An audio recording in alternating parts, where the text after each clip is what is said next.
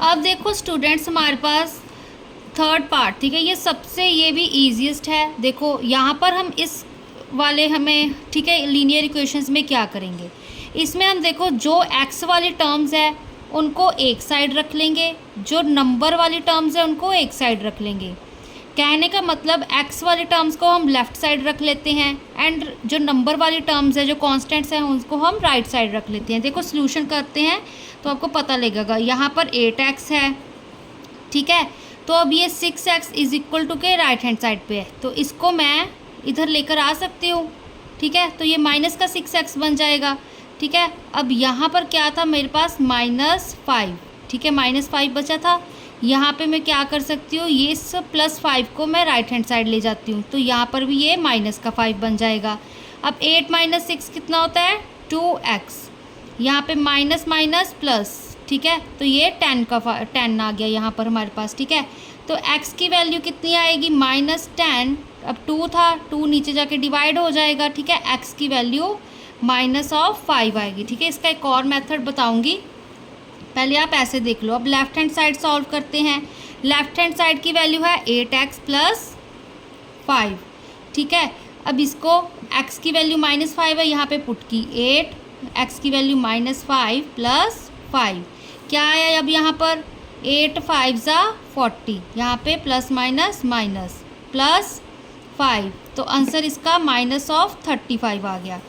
RHS देखो, अब RHS क्या है हमारे पास, 6x - 5, ठीक है। अब इसको सॉल्व करते हैं। 6x की वैल्यू -5 -5, क्या आएगा, प्लस माइनस माइनस, 6 × 5 = 30, -5, क्या आ गया, -35, तो left hand side is equal to right hand side, ठीक है। तो ये भी हमारा आंसर चेक हो गया।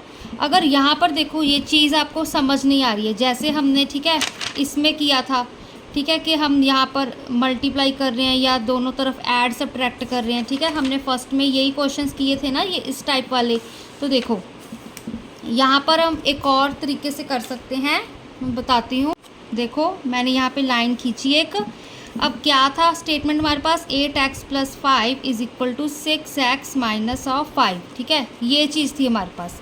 अब इसको हम यहाँ पर देखो, मैंने क्या कहा था, x वाली टर्म्स एक साइड रखनी है, डिजिट्स वाली एक साइड रखनी है। तो यहाँ पर क्या था हमारे पास, 6x, ठीक है ना, तो 6x को हम दोनों तरफ सब्ट्रैक्ट कर सकते हैं, ठीक है। देखो 8x + 5, ठीक है, यहाँ पे मैंने क्या कर दिया, पहले -6x, ठीक है, इज इक्वल टू का साइन, यहाँ पे 6x - 5 -6x, ठीक है। अब यहाँ पर देखो नंबर मैंने कहा था सेम होने चाहिए, ठीक है ना, इस 5 को बेसिकली उधर लेकर जाना है, ठीक है।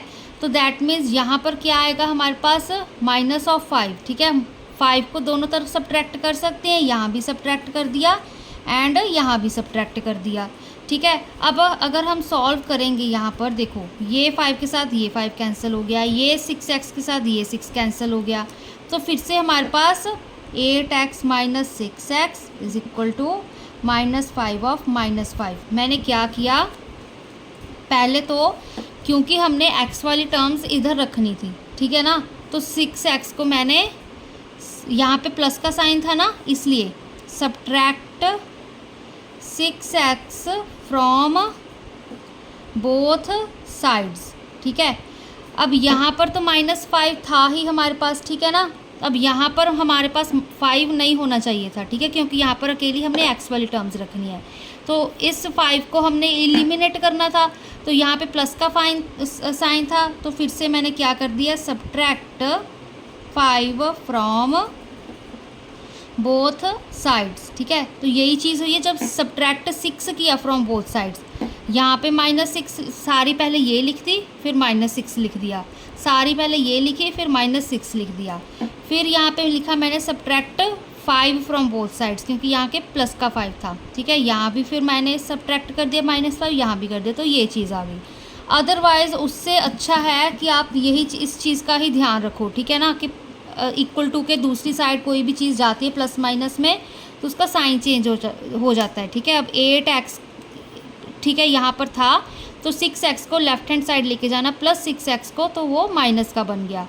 अब ये प्लस का 5 उधर जाके माइनस का 5 बन गया। ठीक है, तो इस चीज़ को आप याद करना सीख लो, तो तभी ये क्वेश्चंस आपको सॉल्व होंगे। अदरवाइज इस मेथड इस सम को इस तरीके से सॉल्व करना ऐड सब्ट्रैक्ट करके, ठीक है, थोड़ा सा डिफ़िकल्ट है।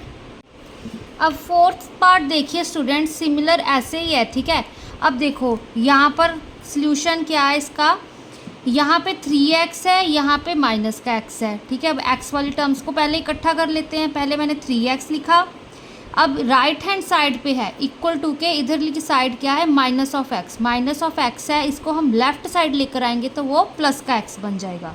ठीक है, फिर अब क्या किया, अब मैंने लिखा यहाँ पे 2, राइट हैंड साइड का 2 लिखा। अब इस प्लस 1/5 को मैं राइट हैंड साइड लेके जाऊंगी तो वो क्या बन गया हमारे पास, माइनस का 1/5। ठीक है, तो बस अब इसको सॉल्व कर दो। 3x + x 4x, यहाँ पे कितना आ गया, 10 - 1/5, एलसीएम लिया है ना। ठीक है, तो क्या आएगा यहाँ पे, x इज़ इक्वल टू यहाँ पे 9/5। अब 4/1 था। ठीक है, लेफ्ट हैंड साइड पे, राइट हैंड साइड पे क्या जाएगा, बन जाएगा ये 1/4। ठीक है, तो x की वैल्यू आ गई 9/20। ठीक है, इज़ इक्वल टू x, ये चीज़ लिख दी मैंने। ठीक है, x की वैल्यू 9/20 आ गई। अब लेफ़्ट हैंड साइड चेक करनी है हमने। लेफ़्ट हैंड साइड क्या है, लिखो पहले 3x + 1/5, ये हमारी लेफ़्ट हैंड साइड है। ठीक है, अब इसमें x की वैल्यू पुट करते हैं। 3x की वैल्यू है 9/20, फिर प्लस 1/5 लिखा मैंने। ठीक है, अब इसको सॉल्व करो। 3 9 27/20 प्लस 1/5। अब इस चीज़ का हम एलसीएम लेंगे। 20 और 5 का एलसीएम 20 होता है, बट अब देख लो। ठीक है, कैसे होता है हमारे पास, 5 1 = 5, 5 4 = 20, 4 1 = 4। ठीक है, 5 4 = 20, तो इसका एलसीएम हमारे पास 20 होता है। अब यहाँ पर 27 ही आएगा। ठीक है, अब 5 4 = 20 होता है ना, तो मतलब यहाँ पर एलसीएम क्योंकि हमारा 20 आया तो 4 को ऊपर नीचे मल्टीप्लाई करेंगे। ठीक है, तो क्या आएगा यहाँ पे हमारे पास, +4। ठीक है, अब 27 + 4 कितना होता है हमारे पास। ठीक है, 27 28 29 30 31/20, ये लेफ्ट हैंड साइड का आंसर आ गया। अब RHS देखो, RHS क्या है हमारे पास, 2 - x। ठीक है, अब उसमें वैल्यू पुट करते हैं। 2 - x की वैल्यू है 9/20, क्या आएगा हमारे पास, 22 कितना होता है हमारे पास, 40, 2 2 = 4 होता है ना। ठीक है, एलसीएम हमारे पास 20 आ गया। ठीक है, फिर 22 = 40 माइनस ऑफ 9 माइनस करो कितना आएगा, 31/20।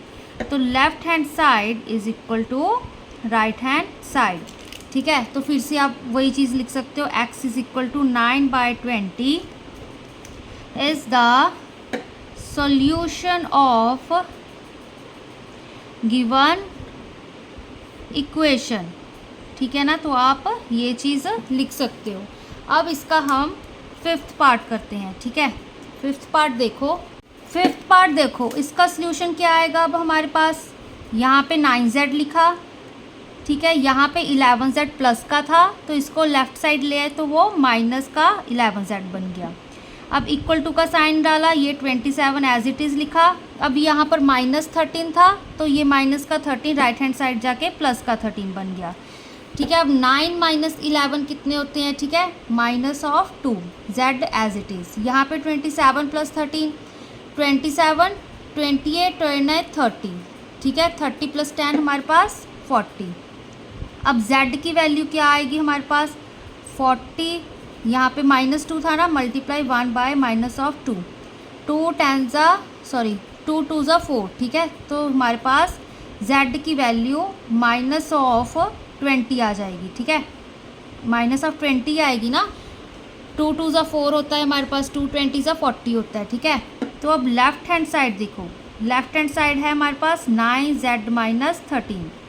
ठीक है, इज इक्वल टू, अब पुट करेंगे z की वैल्यू क्या है, -20 - 13 is equal to minus plus minus 9 2 = 18, तो यहाँ पे 180 - 13 आ गया।